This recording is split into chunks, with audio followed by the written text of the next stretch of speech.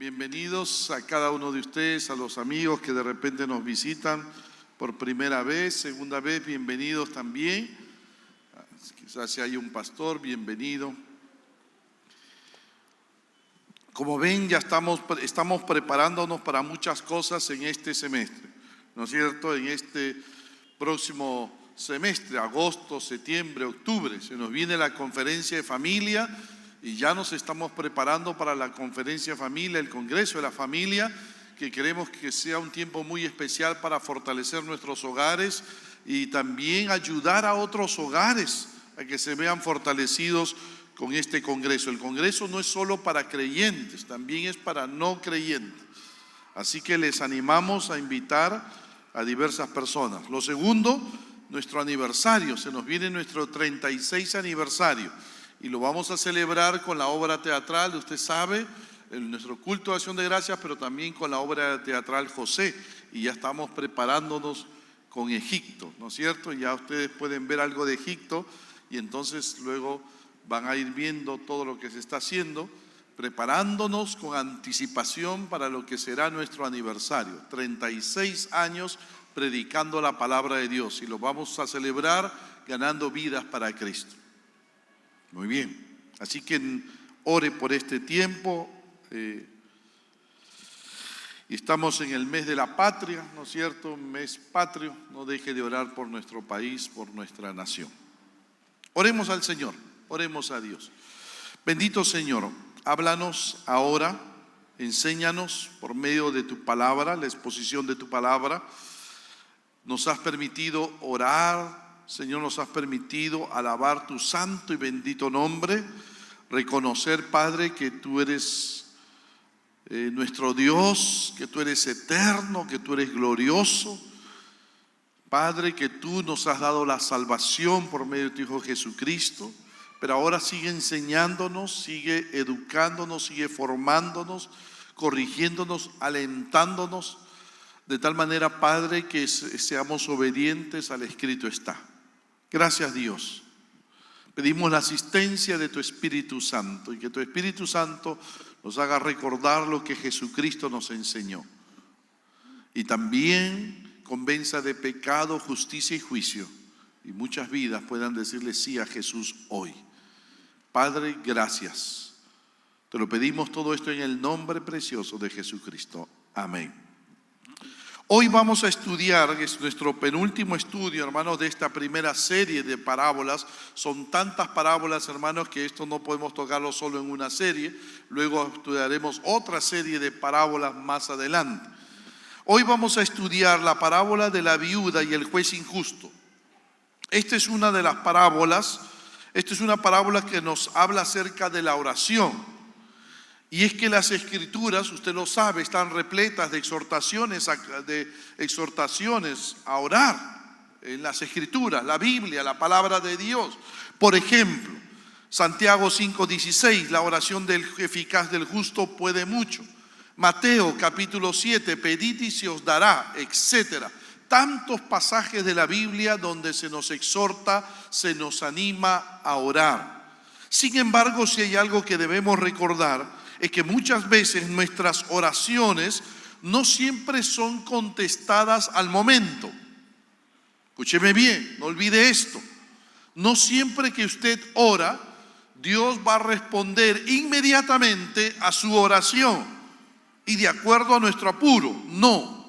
Ahora, las razones de por qué Dios no responde inmediatamente no lo sabemos. Pero lo que sí sabemos es que nuestro Dios es un Dios sabio. Nuestro Dios es un Dios justo. Y Él sabe por qué retrasa la respuesta a nuestras oraciones. Él es soberano. Escúcheme bien, Él es soberano. Pero lo que sí nos anima a Dios es a seguir orando con perseverancia, sin perder nunca la fe, sin desmayar. Lucas 18 comienza con una parábola que ilustra lo que estamos diciendo.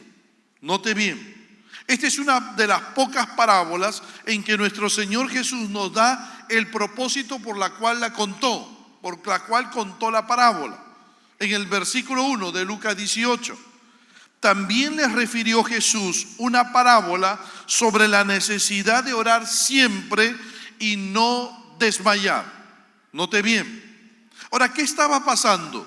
¿Por qué el Señor Jesús habló acerca de esta parábola sobre la necesidad de orar siempre y no desmayar?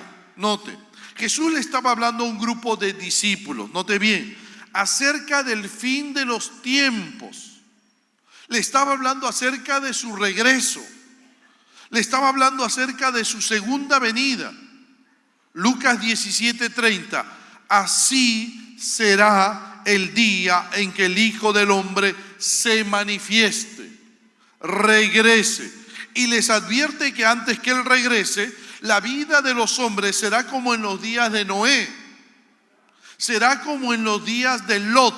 Note bien, pura banalidad, puro pecado. Además habrá desastres repentinos. Es como si les estuviera diciendo a sus discípulos: no importa cuán sombríos sean los tiempos futuros, es necesario que nunca dejen de orar. Pueden estar seguros que Dios habrá de escucharles y va a responderle a su pueblo. ¿Nota? Ahora, esta es una parábola de aliento. Esta es una parábola de ánimo para creyentes que están pasando por tiempos difíciles, y de manera especial para nosotros, de manera especial para nuestros días. ¿Por qué? Porque nuestros días, mi hermano, son tiempos peligrosos. Estamos prácticamente viviendo los últimos tiempos. Estamos iniciando los últimos tiempos. Los días son malos. Nuestras oraciones deben ser urgentes. Nuestras oraciones deben ser persistentes. No debemos desmayar. Ahora, ¿qué encontramos en esta parábola de Lucas capítulo 18? 4 cosas importantes. 1, en primer lugar, el juez. El juez. Versículo 2. Había en una ciudad un juez que ni temía a Dios, ni respetaba a hombre. ¿Nota lo que está diciendo esta parábola? El escenario descrito en esta parábola sería muy familiar para cualquier persona de la Palestina del primer siglo. Note, el escenario es una ciudad, no se menciona el nombre. No era necesario hacerlo, porque la historia que se narra podía ocurrir en cualquier ciudad. La injusticia que había en los juzgados podía ocurrir en cualquier ciudad. Note bien. No era necesario nombrar qué ciudad era. Ahora, en aquellos días habían 3 tribunales, 3 formas, 3 lugares a los cuales podía uno recurrir si quería uno solucionar un problema judicial. En primer lugar estaba el Gran Sanedrín, el más alto tribunal religioso de Israel. Tenía 70 jueces. Todos eran hombres religiosos, líderes religiosos. Su poder era opresivo, era injusto. Fue este tribunal el que llevó a Jesús a la cruz. Luego venía el Sanedrín menor en cada ciudad, que contaba con 23 jueces en cada ciudad, fuertemente influenciados por la doctrina de los fariseos, fuertemente influenciado por las normas de los saduceos. Luego venían los juzgados romanos.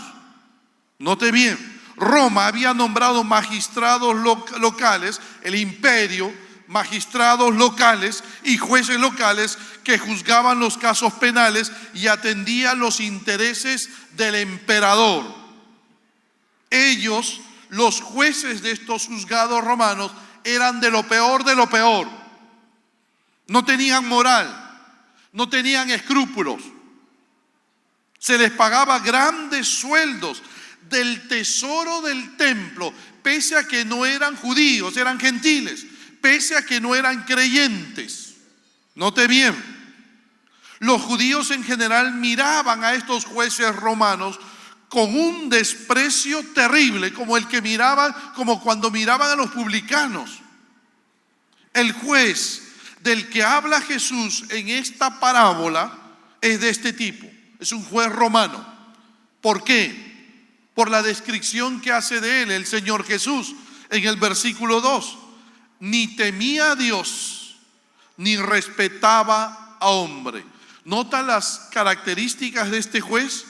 No era un hombre reverente, no era reverente ante Dios, no respetaba la ley de Dios. Además, era totalmente indiferente a las necesidades de las personas y a sus causas justas. Este juez era terrible. Era solo juez porque el ser juez le daba estatus, le daba dinero a este juez. Y no porque amara la justicia, no.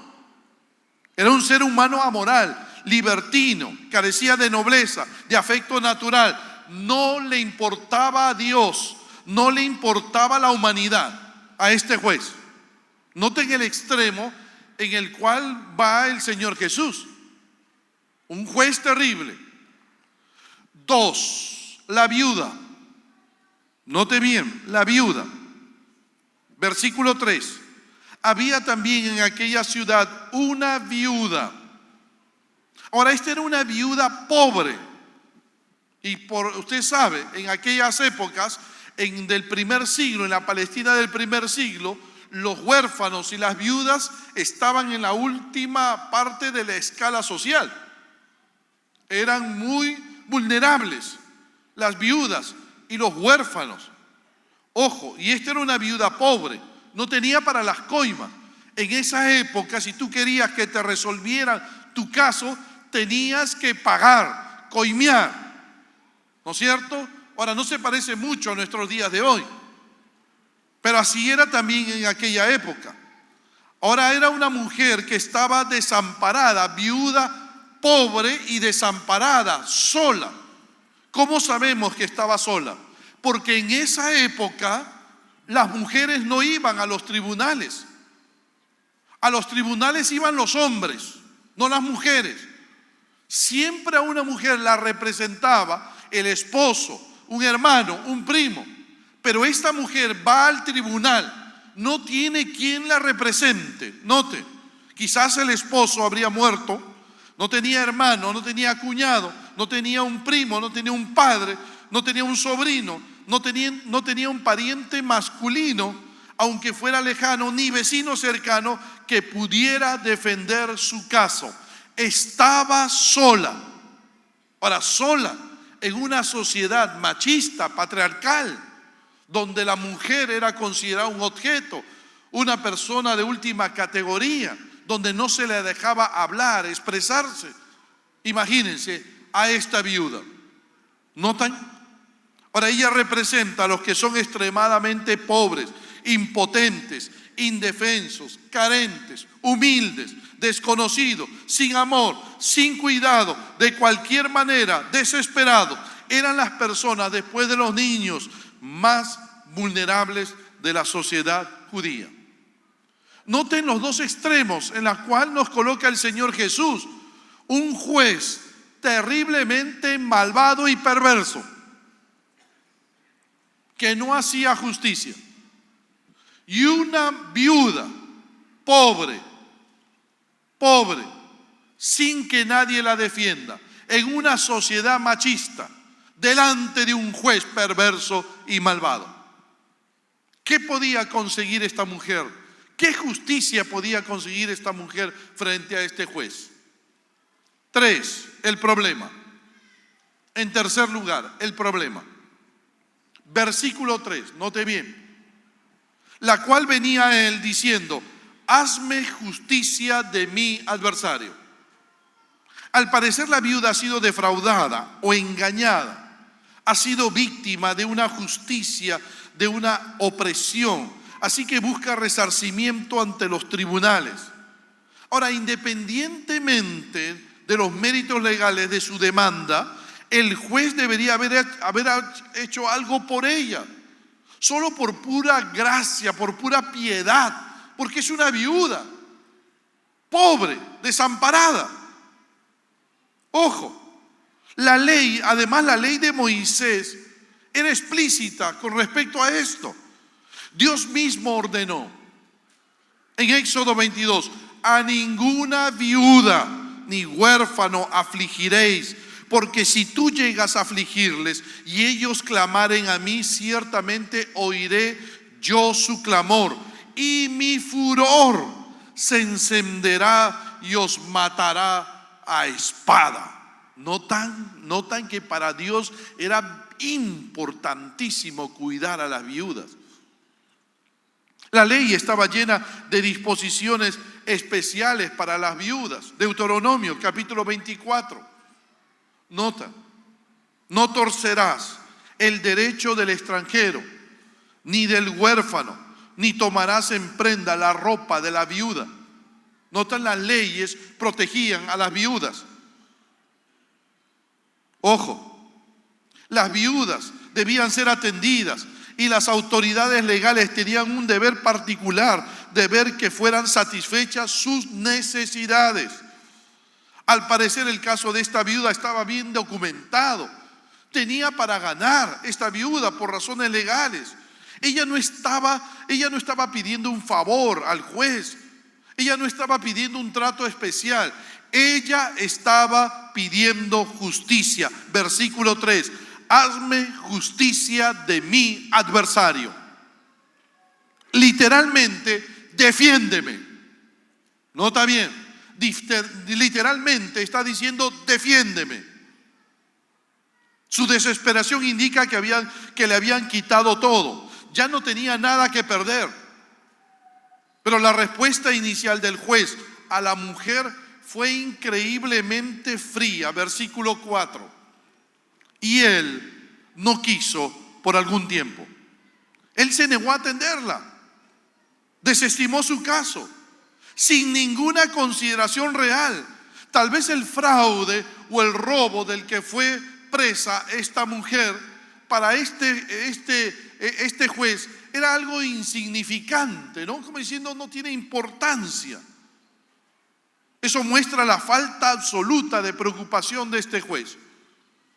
Esto muestra la falta de compasión de este juez hacia esta mujer. Este juez es impresionantemente diabólico. Este era un acto de crueldad insensible.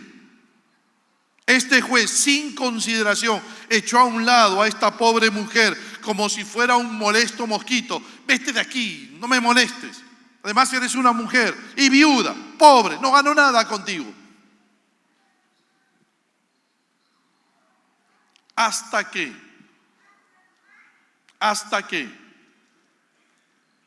el juez tuvo un cambio de corazón. No porque se arrepintiera de su maldad, ojo, cuidado, no. No porque admitiera la causa de la viuda, sino porque se cansó de escuchar sus súplicas día y noche, día y noche, día y noche, día y noche.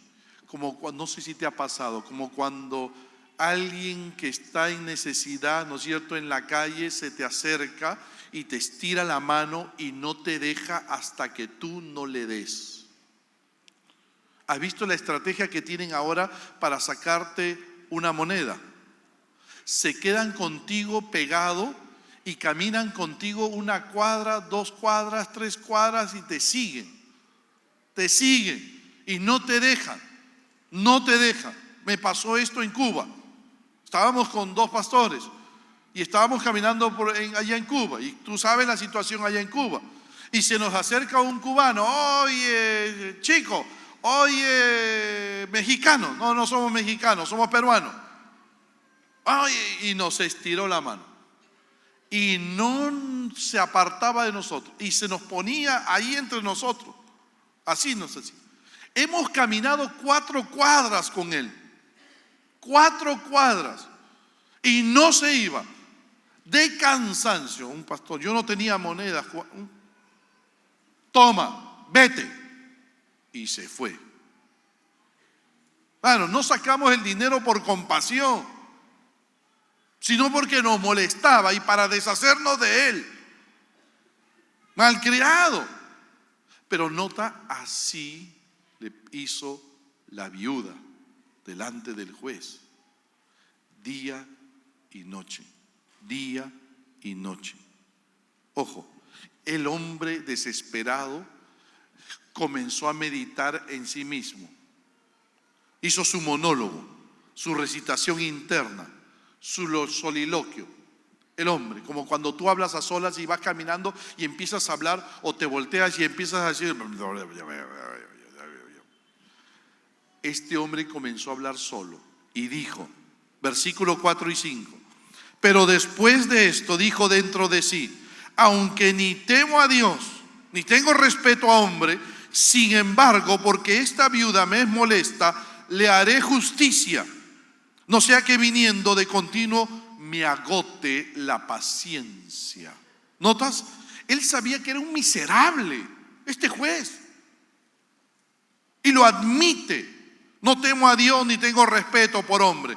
Pero la viuda lo estaba irritando, lo estaba enojando. Él podía silenciarla fácilmente concediéndole su petición. Así que decidió hacer eso, solo para que ella no siguiera viniendo una y otra vez, una y otra vez. Es interesante, la frase de continuo significa literalmente para siempre.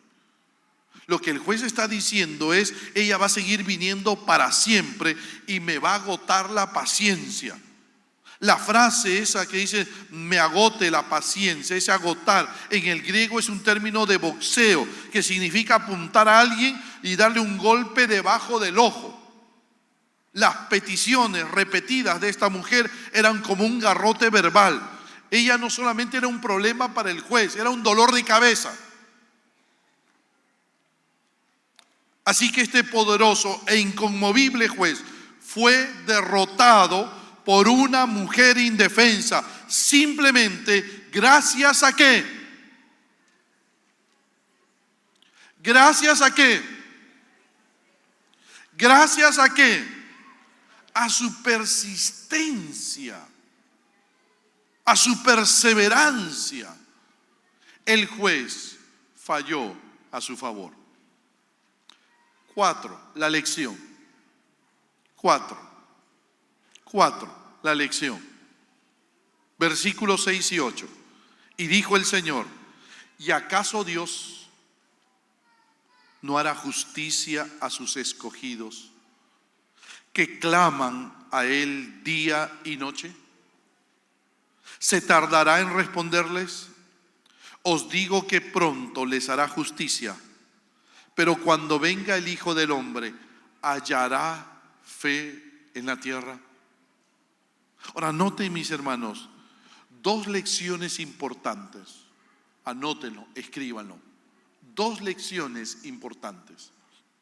1, nos enseña a orar con perseverancia. Noten bien, ¿acaso no hará Dios justicia a sus escogidos? Aquí el Señor Jesús está estableciendo un contraste entre la parábola y la realidad para enseñarnos a orar siempre y sin desmayar. Note, el Señor Jesús no está haciendo una comparación. En ningún momento dice que Dios es como el juez y que la viuda es como nosotros. No está estableciendo una comparación, sino un contraste. Dios no es como el juez y ustedes no son como la viuda. Por ejemplo, miren, 1, ella era una viuda. Nosotros no somos viuda, nosotros somos hijos de Dios. Mas a todos los que le recibieron, a los que creen en su nombre, les dio potestad de ser hechos hijos de Dios. Juan 1:12. 2, ella es desconocida, nosotros no. Mis ovejas oyen mi voz y yo las conozco y me siguen.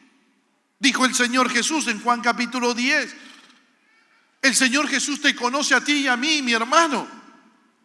Aún los cabellos que tenemos en la cabeza han sido contados por el Señor Jesús. 3, ella era lejana, judía, nosotros no. Nosotros hemos sido hechos cercanos a Dios, Efesios 2:13. Pero ahora en Cristo Jesús, vosotros que en otro tiempo estabais lejos, habéis sido hechos cercanos por la sangre de Cristo. 4, el juez era injusto, pero nuestro Dios es un Dios justo.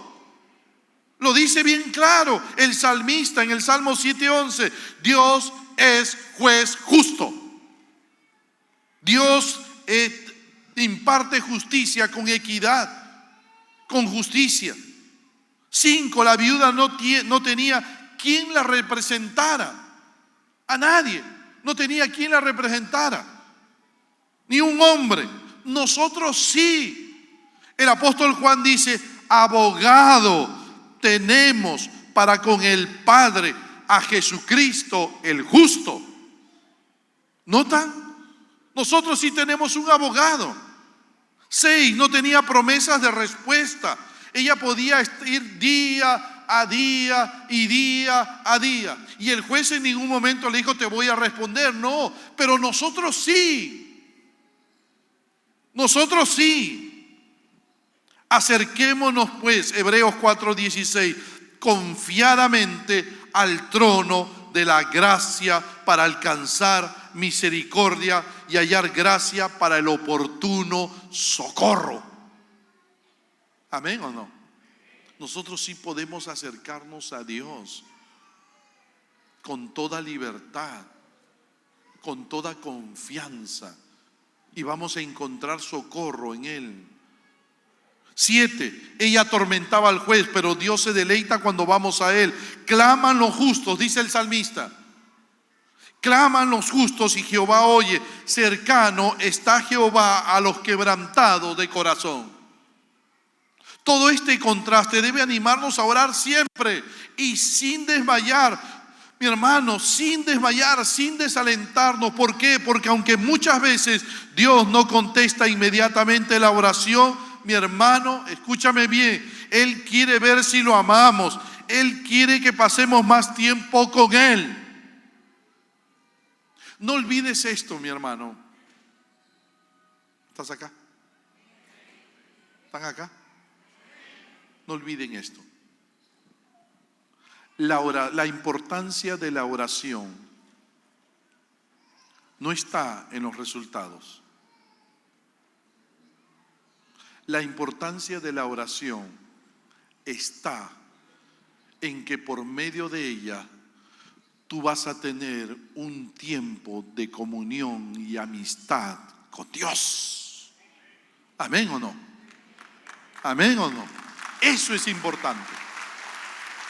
Mi hermano, a veces nos hemos equivocado y los maestros tenemos la culpa de esto. Siempre hemos dicho, orar es hablar con Dios. No, mi hermano, no, mi amigo. Orar es mucho más que hablar con Dios. Orar es tener un tiempo de compañerismo con Dios. Es tener un tiempo de relación con Dios. Y Dios, cuando quiere tener ese tiempo de compañerismo, lo que hace es retardar su respuesta. Jorge Müller fue un gran siervo de Dios, ¿sabes? Jorge Müller, Bristol, Inglaterra. Un hombre que dio alimento a cientos de niños en el tiempo de la revolución industrial en Inglaterra, donde había muchos niños en la calle y pobres. Él abrió sus orfanatorios sin un sol y nunca pidió una sola libra esterlina a los hombres. Nunca, nunca.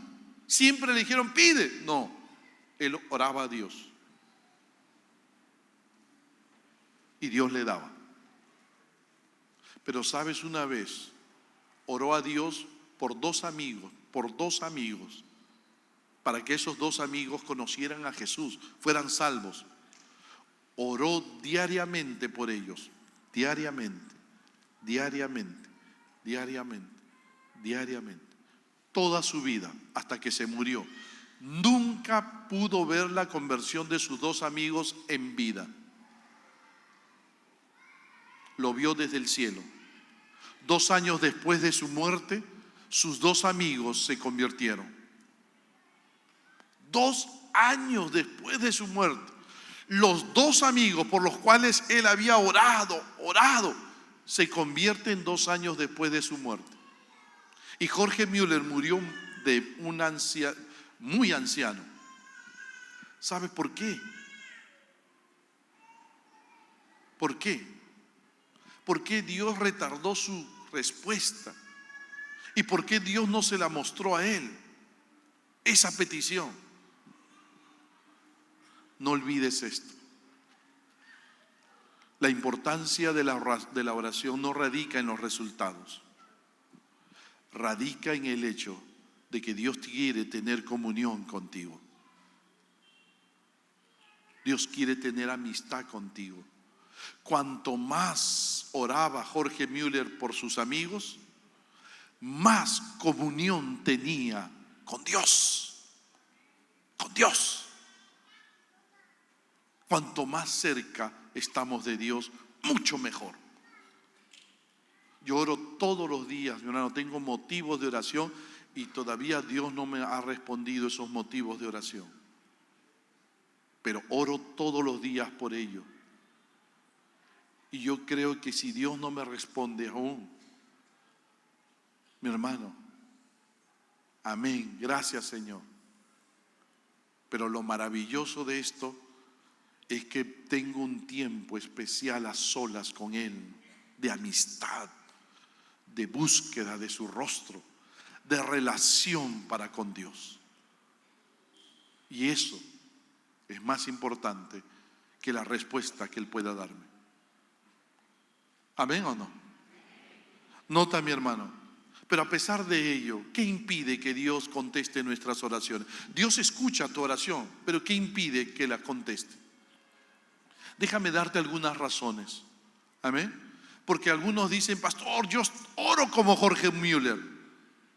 La pregunta es, ¿tienes la vida de Jorge Müller? Tú puedes orar como él, pero ¿tienes la vida de él? ¿Qué puede impedir que Dios conteste tus oraciones? 1, motivaciones incorrectas. Pedís y no recibís porque pedís mal, para gastar en vuestros deleites. Motivos egoístas. Motivación egoísta, incorrecta. Señor, dame esto, dame un carro, dame esto. Y el motivo es egoísta. No es para glorificar a Dios. Señor, sáname. No es para servir más a Dios. No. Motivación egoísta. Motivos egoístas, incorrectos. 2, desobediencia. No obedecer a Dios. No esperes que Dios te escuche. Zacarías 7, y pusieron su corazón como diamante, duro, para no oír la ley ni las palabras que Jehová enviaba por su espíritu. Vino por tanto gran enojo de parte de Jehová. Ellos clamaron y yo no escuché, dice Jehová. No puedo escuchar a un pueblo rebelde, no puedo escuchar si no haces mi voluntad. Idolatría 3. Ezequiel 14:3. Estos hombres han puesto sus ídolos en su corazón. ¿Acaso he de ser yo en modo alguno consultado por ellos? Ellos me pueden consultar si han puesto sus ídolos en su corazón. Dios no te va a escuchar si tú has puesto ídolos en tu corazón. Ídolo no es solo una imagen, ¿eh? Cuidado. Ídolo no es solo una imagen. La televisión se convierte en ídolo, en Dios. Cuando pasas horas de horas en la televisión y a Dios le dedicas solamente 1 minuto, 2 minutos al día. Un deporte se puede convertir en un Dios. Puro deporte, horas. Pero ¿y Dios? 1 minuto, 2 minutos. Una persona se puede convertir en un Dios. Tu hijo, tu esposo, tu esposa. Todo el tiempo. Más importante que Dios. Dios no va a escuchar tus oraciones. La duda. Pero pida con fe, no dudando nada. Si tú no le crees a Dios, no esperes que Dios conteste tus oraciones. Tienes que creerle a Dios, tienes que confiar en Él. 5, la injusticia. Proverbios 21:13. El que cierra su oído al clamor del pobre. No solo su oído, su bolsillo también. También él clamará y no será oído. Tú acumulas, guardas, tienes ropa acumulada de tiempo, zapatos acumulados, no los usas y no los regalas, no los ofrendas, no ayudas al pobre. Dios no te va a escuchar. El pecado. Salmo 66, si en mi corazón hubiese yo mirado a la iniquidad, el Señor no me habría escuchado. Salmo 66, 18. Si en mi corazón hubiera yo mirado a la iniquidad. Pecado escondido. Pecado escondido. Dios no escucha cuando hay pecado escondido. Así es, no esperes que Dios responda a tu oración. El rencor, la falta de perdón, porque si vosotros no perdonáis, tampoco vuestro Padre que está en los cielos os perdonará vuestras ofensas. Tú no perdonas, yo no te perdono. ¿Tú tienes rencor? Ah, no. ¿Tú tienes resentimiento? No. No, no es correcto. No te voy a escuchar. No te voy a escuchar. Porque tenemos que aprender a perdonar. No orar de acuerdo a la voluntad de Dios. Si pedimos alguna cosa conforme a su voluntad, Él nos oye. Pero si no está conforme a su voluntad, no nos va a oír. Siempre que oras, Señor, Señor, lo dejo en tus manos. Si es tu voluntad, tú vas a responder. Claro, tú debes haber escuchado algún mal predicador que dice, no, debes orar y Dios lo va a hacer. No, cuidado, cuidado. Dios no es amuleto de nadie. Dios no es amuleto de nadie. Y Dios no está para hacer los caprichos de nadie. Señor, si es tu voluntad, tú lo harás. Aún el Señor Jesús oró de esa forma. Padre, no se haga mi voluntad, sino la tuya. ¿Cuánto más nosotros? Mi hermano, destruye esos obstáculos y persevera en la oración. Y Dios te va a responder. Pero no olvides esto, Dios te puede responder, sí, toma. ¿Y tú qué debes hacer? Gracias, Señor. Pero quizás Dios te diga, no te lo voy a dar, no te lo voy a conceder. ¿Y qué debes decir tú también? Gracias, Señor. Pero de repente Dios te responde, espérate. ¿Y qué debes decir tú? Gracias, Señor, gracias. Cualquiera sea la respuesta de Dios, debe decir gracias, Señor. ¿Por qué? Porque lo importante en la oración no son los resultados. Lo importante en la oración es nuestra comunión con Dios. Es Dios.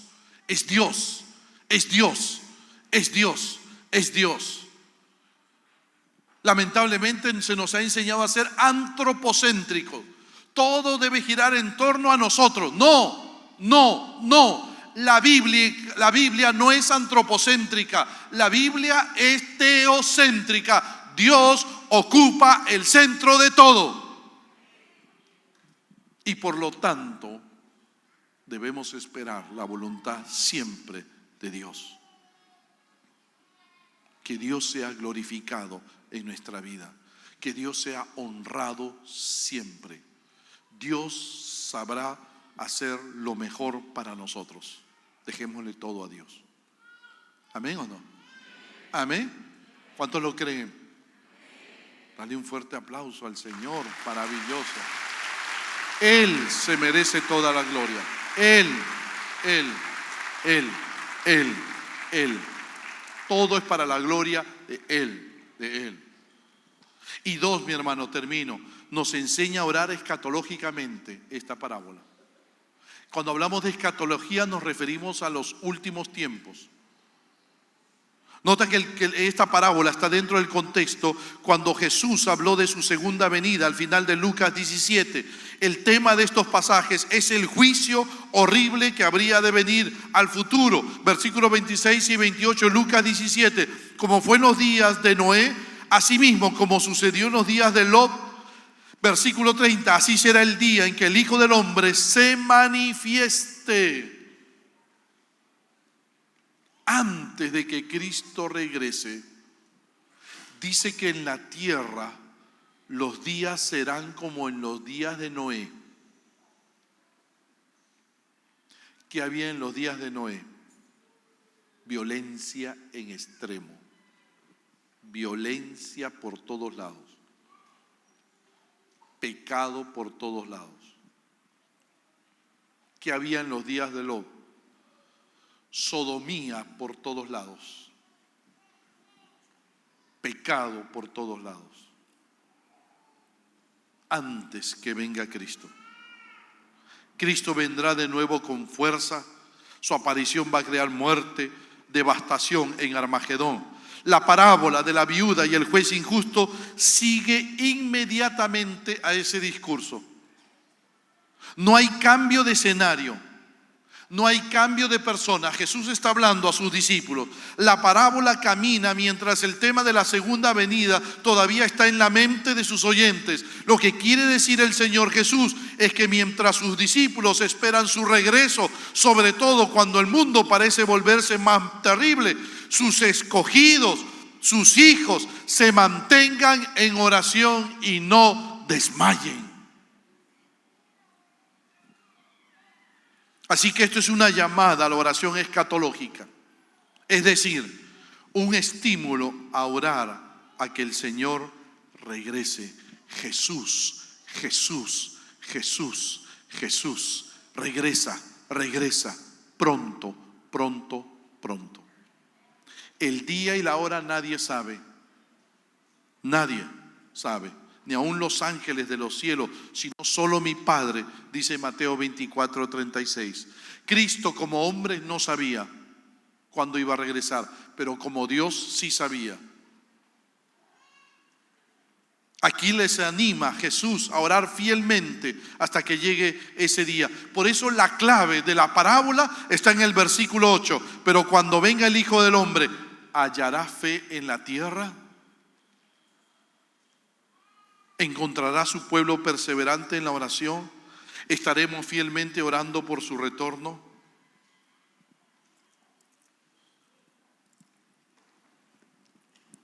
Mi hermano, nosotros debemos orar más que nunca por el regreso de Cristo. Más que nunca. Nuestra sociedad está abriendo puertas que de verdad da mucho miedo y temor lo que se viene para este mundo. Puertas que van a ser difíciles de cerrar. Bien difícil. Bien difícil. Ya se abrió una puerta, ¿no es cierto? Hoy con libertad y legalidad se pueden casar hombre con hombre, mujer con mujer, pueden adoptar hijos. En Holanda se quiere aprobar que los hombres adultos puedan casarse con niñas pequeñas, que se legalice la pedofilia. En un estado de Estados Unidos se quiere legalizar la zoofilia, las relaciones sexuales con animales, en nombre del amor. Como hoy en día se ama más a los animales que a los seres humanos, se busca ahora que en nombre del amor las personas puedan tener relaciones sexuales con libertad con los animales. Y tanta cosa fea que va a haber después. Cuando miro las noticias, mi hermano, y escucho de estas noticias, Lo único que hago es decir, Señor, regresa pronto. Le pido a Dios, Dios, regresa pronto. En estos días oraba a Dios y le decía, Dios, ven pronto, ven pronto, ven por tu iglesia, llévanos a tu presencia. Llévanos, llévanos. Ven pronto para castigar el pecado. Ven pronto para castigar al pecador. Ven pronto para que tu nombre sea glorificado. Ven pronto para que tu reino sea establecido. Ven pronto para que traigas paz a este mundo. Ven pronto para que luego nos vayamos al cielo nuevo y a la tierra nueva y a la nueva Jerusalén. Ven pronto, Señor. Ven pronto. Y quiera Dios que esa sea tu oración, mi hermano. Quiera Dios que esa sea tu oración. Ora todos los días y dile, Señor, regresa, regresa, Señor. Amén. ¿Cuántos van a pedir así? Amén. Ven pronto, Señor. Ven pronto, ven pronto, ven pronto, ven pronto, ven pronto. Cuantos más nos unamos y pidamos el regreso de Cristo, mejor, mejor, mejor, mejor, mejor. Mi amigo, déjame decirte algo, señorita que nos visitas, joven que nos visitas. Yo tengo que ser honesto contigo, no te puedo mentir, no te puedo mentir. Esta parábola no es para aquellos que no conocen a Dios. No es para aquellos que todavía no se arrepienten de sus pecados. No es para aquellos que viven lejos de Dios. No es para aquellos que todavía no obedecen los mandamientos de Dios. No. Esta parábola es para los hijos de Dios, para los creyentes. ¿Acaso no hará Dios justicia a sus escogidos, a sus hijos? ¿Notas? Esta parábola es para los creyentes, es para los hijos de Dios. Tengo que ser honesto, mi amigo, mi amiga que nos visitas. Tengo que ser honesto. Pero déjame decirte algo esta tarde, por favor. Si estás aquí no es casualidad. Dios te trajo y con algún propósito. Dios quiere que esta parábola sea para tu vida también. Así es, que tú puedas orar, puedas hablar con Dios y tener relación con Dios. Puedas ser libre de condenación. Pero para ello, uno, tienes que arrepentirte de tus pecados. Dos, tienes que reconocer tu necesidad de Dios. Tres, tienes que aceptar a Cristo en tu corazón. Cuatro, tienes que comenzar a vivir para Dios. Estar dispuesto a vivir para Dios. Si tú estás dispuesto a todo esto, hoy, señorita, joven, entrégale tu corazón a Jesús. Entrégale tu corazón a Jesús. Tu vida en las manos de Dios es la mejor persona que puede estar. Así que si hoy tú quieres aceptar a Cristo, haz conmigo esta oración. Yo voy a hacer una oración como si yo estuviese recibiendo a Cristo por primera vez. Yo ya lo hice hace más de 30 años atrás y de verdad Dios no me ha soltado. Y gracias a Dios, se lo debo todo a Dios.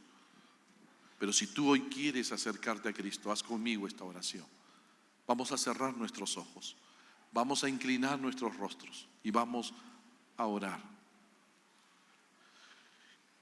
Señorita, joven, señor, señora, si hoy quieres reconciliarte con Dios, haz conmigo esta oración. Vale la pena, vale la pena.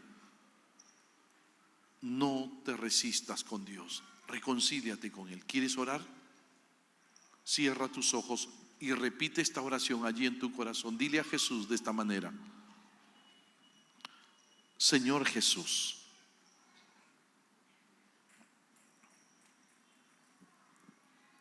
te abro mi corazón. Ven a mi vida, Jesucristo.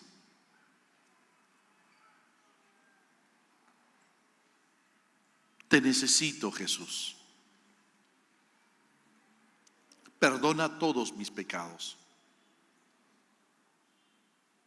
Líbrame de toda condenación.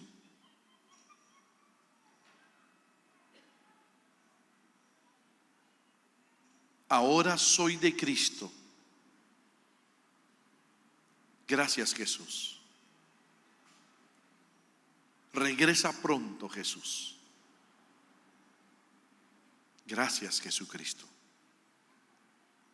Me comprometo contigo. Gracias, Jesús. Sigamos orando, por favor. Quizás tú hiciste esta oración hoy y te reconciliaste con Dios. Sabes, no hay nada más maravilloso que decirle sí a Jesucristo. Si tú por primera vez hiciste esta oración, ¿me permites orar por ti? Yo quiero orar por tu vida, ¿sabes? ¿Me permites? Quiero orar por todos aquellos que han hecho esta oración por primera vez. La han repetido allí en lo más profundo de su corazón. ¿Me permites orar por ti? Indícamelo levantando tu mano. Permíteme orar por tu vida. ¿Habrá alguien que hoy le dijo sí a Jesús? Dios te bendiga, caballero. Gracias a Dios. Dios le bendiga aquí, señorita también. Dios le bendiga allá también. Gracias a Dios. Dios le bendiga allá también. Gracias a Dios. ¿Hay alguien más? Dios le bendiga allá. Gracias a Dios. ¿Hay alguien más? Quizás arriba. Dios te bendiga. Gracias.